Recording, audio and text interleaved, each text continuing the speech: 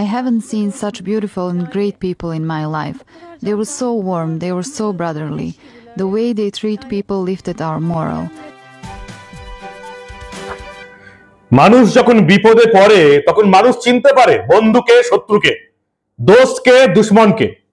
দেশের ক্ষেত্রে ওই একই ব্যাপার, জানেন তো। কোনো দেশ যখন কোনো যুদ্ধের মুখে থাকে, বড় কোনো বিপদের মুখে থাকে, তখন সেই দেশ বুঝতে পারে দোস্তকে দুশ্মনকে। ভারত এই মুহূর্তে একটা যুদ্ধের আবহে আছে। আপনারা এতদিনে সবকিছু খবর দেখেই নিয়েছেন। পাকিস্তানের সঙ্গে যুদ্ধ প্রায় লাগলো বলে এই মুহূর্তে ভারত এখন পরিষ্কার বুঝতে পারছে দোস্তকে আর দুশ্মনকে, বন্ধু কারা আর শত্রু কারা। ভারতের পাশে দাঁড়াবার অঙ্গীকার করেছে, ভারতের পাশে দাঁড়াবো একেবারে ঘোষণা করে দিয়েছে আমেরিকা, রাশিয়া, ইসরায়েলের মতন দেশগুলো। পাকিস্তানের পাশে অবশ্যই চীন আছে, এটা নতুন করে বলার কিছু নেই, স্বাভাবিক ঘটনা। কিন্তু শুধুমাত্র ধর্ম এক বলে পাকিস্তানের পাশে এমন একটা দেশ এসে দাঁড়ালো যে দেশটাকে বিপদের মুখে, সেই দেশটা যখন চরম বিপদের মুখে পড়েছিল, সবার আগে সাহায্যের হাত বাড়িয়ে দিয়েছিল এই ভারতবর্ষ। ভারতবর্ষের দোস্তির পিঠে আজকে ছুরি মেরে দিল এমন একটা দেশ যারা পাকিস্তানকে আজকে সাপোর্ট করলো বন্ধু দেশ হিসাবে। একটাই কারণ হচ্ছে ধর্ম, হচ্ছে ইসলাম।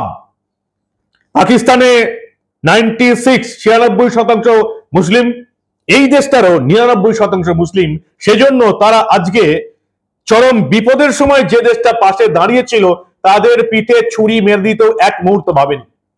পৃথিবীর ইতিহাসে এই বেঈমানির ইতিহাস, গদ্দারির ইতিহাস সোনার অক্ষরে লেখা থাকবে, যেটা এই দুদিনে ঘটলো।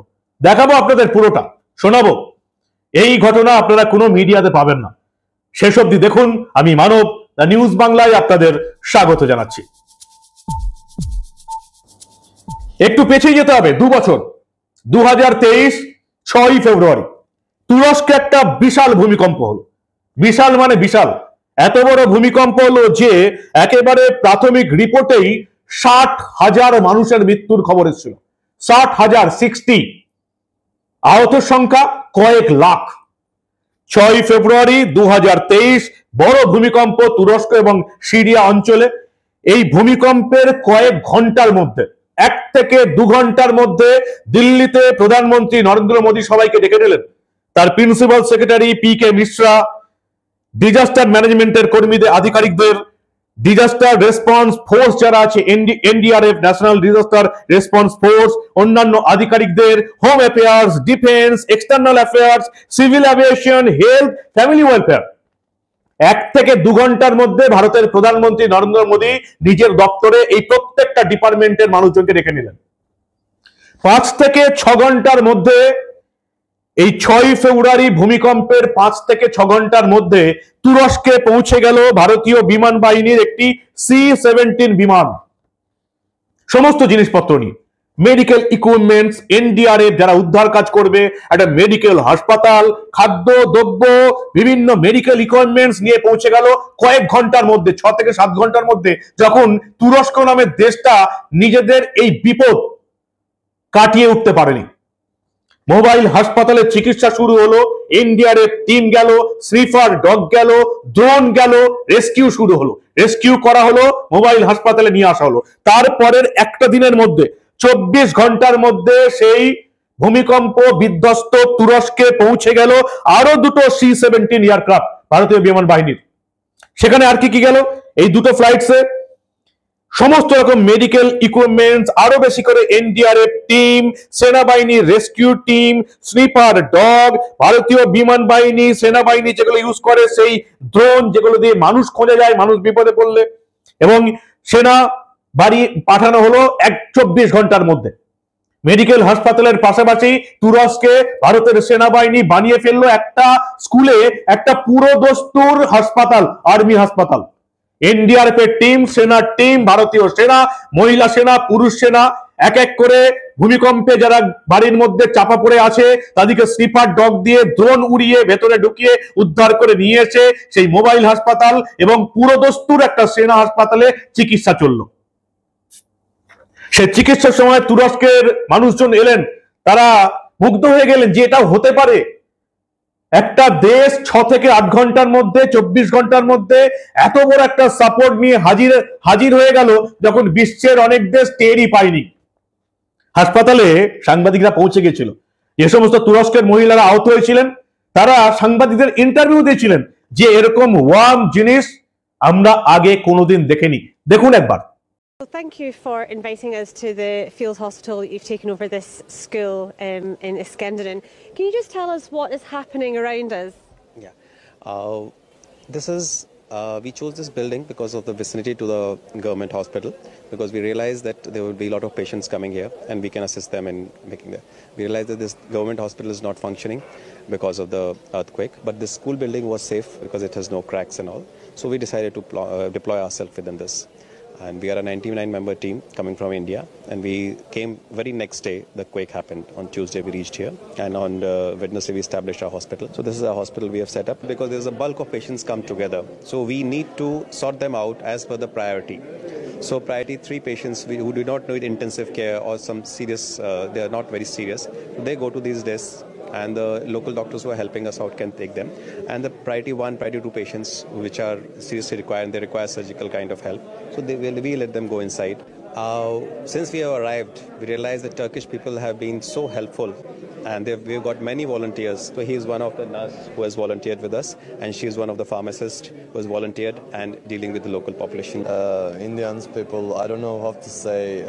I think words it's not enough. Thank you. Really not enough. I came from Mersin.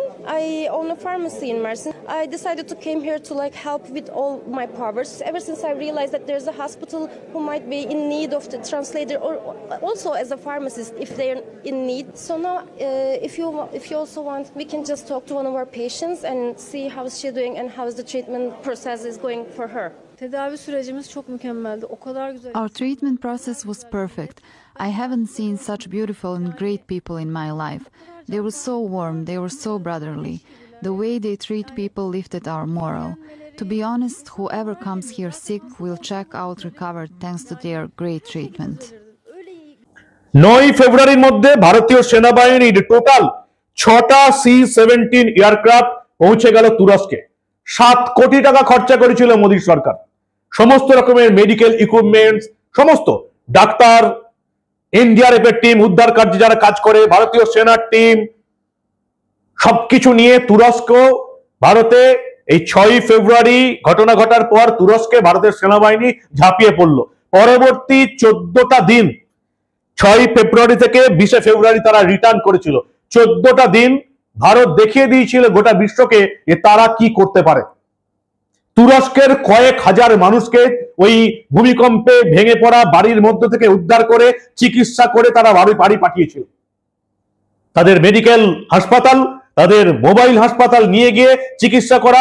গোটা পৃথিবীর মানুষ এই জিনিস কোনোদিন দেখেনি। তুরস্কের মানুষ ওয়েলকাম করেছিল। গোটা পৃথিবীতে একটা ছবি ছড়িয়ে গিয়েছিল যে তুরস্কের একজন মহিলা, ভারতের একজন সেনা মহিলা তাকে রীতিমতো আলিঙ্গন করে চুমু খাচ্ছে।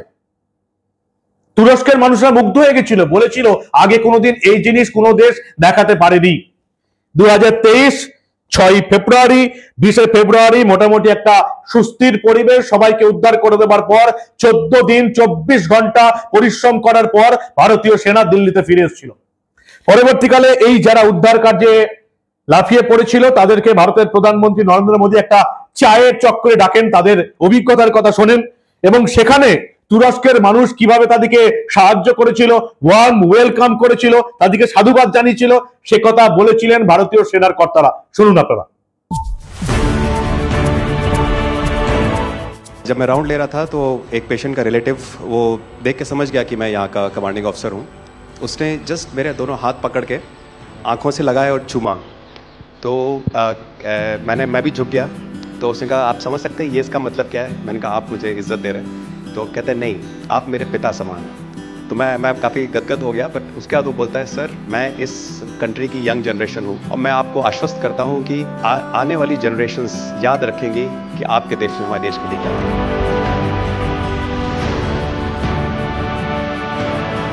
महिला कह रही है कि मेरे लिए सबसे पहले अल्लाह है और आज की डेट में हमारे लिए सेकंड नंबर पे आप हो।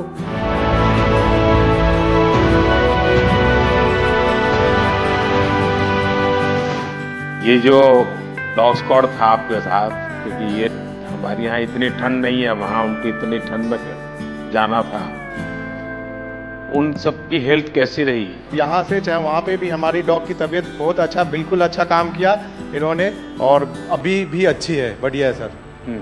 हमने सबसे पहले डॉग जूली को रबल्स की तरफ छोड़ा, तो जूली ने रबल्स की तरफ देखकर बार करके लाइव विक्टिम होने का इंडिकेशन दिया।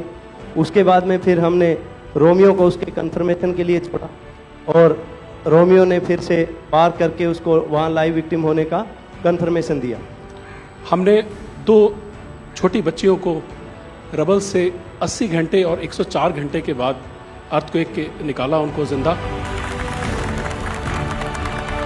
लोगों ने तालियां तो बहुत सुनी जब एयरपोर्ट से हम अपने जहाज़ की तरफ बढ़ रहे थे, पर किसी ने वहाँ जो लोग रो रहे थे करा करा के, वो शायद आई थिंक जो है लोगों ने, कई लोगों को पता नहीं होगा कि कितने लोग रो रहे थे जब हिंदुस्तानी वो बोल रहे थे कि जब वहाँ से निकल रहे थे। तिरंगा लेकर हम जहाँ भी पहुँचते हैं वहाँ एक आश्वासन मिल जाता है, अब भारत की टीमें आ चुकी हैं। इसलिए आज दुनिया भर में भारत के प्रति एक सद्भावना। 72 घंटे से ज़्यादा वो मलबे में दबी हुई थी। पेशेंट जब आई थी वो स्ट्रेचर में आई थी, और जब वो हॉस्पिटल से गई है तो वो अपने पैरों में चल के गई थी, और जाते टाइम उसके आंखों में आंसू थे हमें धन्यवाद करते हुए, और उसने मतलब हमें भगवान के इक्विवेलेंट बोला, और बोला कि जितना धन्यवाद मैं उनका करती हूँ मैं उतना ही धन्यवाद आपका कर रही हूँ। ऑपरेशन दोस्त मानवता के प्रति भारत के समर्पण और संकट में फंसे देशों की मदद के लिए तत्काल खड़े होने के हमारे कमिटमेंट को भी दर्शाता है।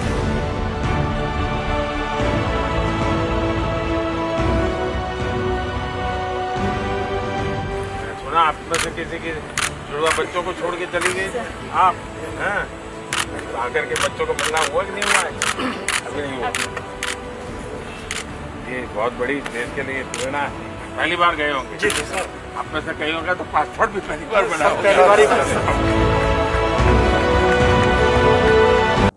পুরো অপারেশনটার নাম ছিল অপারেশন দোস্ত। ভারত দোস্তি করতে চেয়েছিল তুরস্কের সঙ্গে, এবং তুরস্কের সবচেয়ে বড় বিপদের দিনে যতটা সম্ভব মেডিকেল সাহায্য, আর্থিক সাহায্য, সেনার সাহায্য, ডাক্তারদের সাহায্য, মেডিকেল টিমের সাহায্য নিয়ে ভারতবর্ষ 14 দিনের জন্য তুরস্কে ঝাঁপিয়ে পড়েছিল। 2023 6 ফেব্রুয়ারি থেকে 20 ফেব্রুয়ারি ভারত লড়াই করেছিল তুরস্কের মাটিতে তাদের জন্য অপারেশন দোস্ত সফল করতে। 2 বছর ঠিক হয়েছে জানেন তো, 2023-এর 6 ফেব্রুয়ারি থেকে এটা 2025-এর এপ্রিল। তুরস্ক কিন্তু প্রমাণ করে দিয়েছে সেই অপারেশন দোস্তের পিঠে অপারেশন দুশ্মনের ছুরি ঢুকিয়ে দিয়েছে। স্বাভাবিক ঘটনা জানেন তো, কারণ তুরস্কে 99% মুসলিম, তারা তো একটা 96% মুসলিম থাকা পাকিস্তানকে সাপোর্ট করবে, এটাই বোঝা উচিত ছিল ভারতবর্ষের। এই মুহূর্তে ভারত একটা যুদ্ধের পরিস্থিতিতে, কাশ্মীরের পেহেলগাঁওয়ে এত বড় ঘটনার পর ভারত আর পাকিস্তানকে রিঅ্যাক্ট করতে রাজি নয়, যুদ্ধের প্রস্তুতি চলছে। আর সেই প্রস্তুতির মুখে করাচিতে পৌঁছে গেল তুরস্ক বিমান বাহিনীর C-130 হারকিউলিস সেনা বিমান। মনে করা হচ্ছে এটাতে অস্ত্র গেছে, এবং খবরে যেটা প্রকাশ যে এরকম 6টা C-130 বিমান, হারকিউলিস বিমান করাচিতে পাঠিয়েছে তুরস্ক পাকিস্তানকে সাহায্য করতে। কেন তারা তুরস্ক পাকিস্তানকে সাহায্য করছে? একটাই কারণ, ধর্ম ইসলাম। পাকিস্তানে 96% মুসলিম ধর্মের মানুষ বসবাস করেন, তুরস্কে 99% মুসলিম মানুষ বসবাস করেন। স্বাভাবিক ঘটনা, 99% মুসলিমের দেশ যে 96% মুসলিমের দেশকেই সাপোর্ট করবে, এটাই স্বাভাবিক। তাহলে কি আমাদেরও কেউ কি এবার পরবর্তীকালে ওই নীতি নিতে হবে, जो हमारे साथ हम उनके साथ? 14টা দিন 2023-এর 6 ফেব্রুয়ারি থেকে 20 ফেব্রুয়ারি ভারতের সেনা মেডিকেল অ্যাসিস্ট্যান্ট নিয়ে ঝাঁপিয়ে পড়েছিল। প্রধানমন্ত্রী মোদী নিজের উদ্যোগে তুরস্ককে একেবারে যতটা সম্ভব সাহায্য করেছিলেন। বিশ্বের কোন দেশ ওরকম তড়িৎ গতিতে সাহায্য করতে পারেনি। সেই তুরস্ক আজকে বেঈমানির লিমিট পার করে দিল। এই গদ্দারের ইতিহাসে লেখা থাকবে সোনার অক্ষরে যে তুরস্ক নামক একটা দেশ তাদের বিপদে যারা অপারেশন দোস্ত নিয়ে দাঁড়িয়েছিল, সেই অপারেশন দোস্তের পিঠে একেবারে ছুরি ঢুকিয়ে দিল অপারেশন দুশ্মন করে। অপারেশন দুশ্মন চালু করে দিয়েছে তুরস্ক, পাকিস্তানের 6টা C-130 বিমান পাঠিয়ে দিয়েছে এবং খবরে প্রকাশ যে চীন যেমন PL-15 ক্ষেপণাস্ত্র সরবরাহ করছে, তেমনি তুরস্ক তাদের যাবতীয় সাপোর্ট নিয়ে পাকিস্তানের পেছনে দাঁড়িয়েছে। কি বলবেন আপনারা?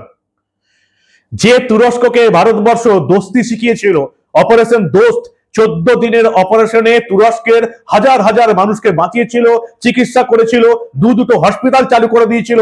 ঘটনা ঘটার কয়েক ঘন্টার মধ্যে নরেন্দ্র মোদী বৈঠক করে প্রতিটা ডিপার্টমেন্টকে জানিয়েছিলেন এবং 4 থেকে 5 ঘন্টার মধ্যে তুরস্কে পাঠিয়ে দিলেন। একদিনের মধ্যে সমস্ত রকমের সাহায্য চলে গেল। 14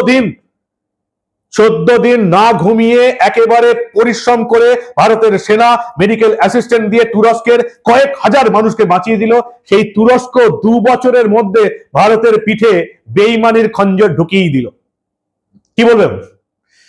বিশ্বাস হচ্ছে না তো? বিশ্বাস হবে না, জানেন তো, বিশ্বাস হওয়ার কথাও নয়, কারণ কোনো মিডিয়া এই খবর দেখাবে না। হাতে মোবাইল আছে, আমাকে বিশ্বাস করতে হবে না।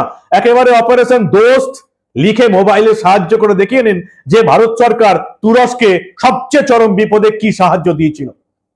আর এখনো সাহায্য করে দেখে নেবেন সার্চ দিয়ে যে তুরস্ক help Pakistan in Kashmir crisis. এই সময় পৃথিবীর ইতিহাসে এই রকম বেইমানির ইতিহাস, এই রকম গদ্দারির ইতিহাস, দোস্তের পিঠে ছুরি ঢুকিয়ে দুশ্মনী করার ইতিহাস ইতিহাসে সোনার অক্ষরে লেখা থাকবে। কি বলবেন আপনারা? এবার থেকে ভারতকে কি ওই একই নিতে হবে, যে হামারে সাথ হাম উনকে সাথ? এটাই কি গণতন্ত্র? এটাই কি একটা শান্তিপ্রিয় দেশের নজির হয়ে থাকার দরকার? গোটা পৃথিবীর মানুষ তুরস্ককে দেখে এখন ছি করছে, তাতে তাদের কিচ্ছু এসে যায় না। একটা ইসলামিক কান্ট্রি আর একটা ইসলামিক কান্ট্রির পেছনেই দাঁড়িয়েছে, এটাই স্বাভাবিক। ভারত যেটা করেছিল, সাহায্যের হাত বাড়িয়ে দিয়ে তুরস্কের পেছনে, সবচেয়ে যখন তারা বিপদে ছিল ভারত সাহায্যের হাত বাড়িয়ে দিয়েছিল, এটা ছিল ভারতের বোকামি। কি বলবেন আপনারা? আপনাদের মূল্যবান এবং গুরুত্বপূর্ণ মতামত জানান দা নিউজ বাংলার কমেন্ট সেকশনে। দেখতে দেখুন দা নিউজ বাংলা। আমরা আবার গোটা পৃথিবীতে ঘটে যাওয়া এইরকম অনেক ঘটনায় চেপে রাখতে দেব না।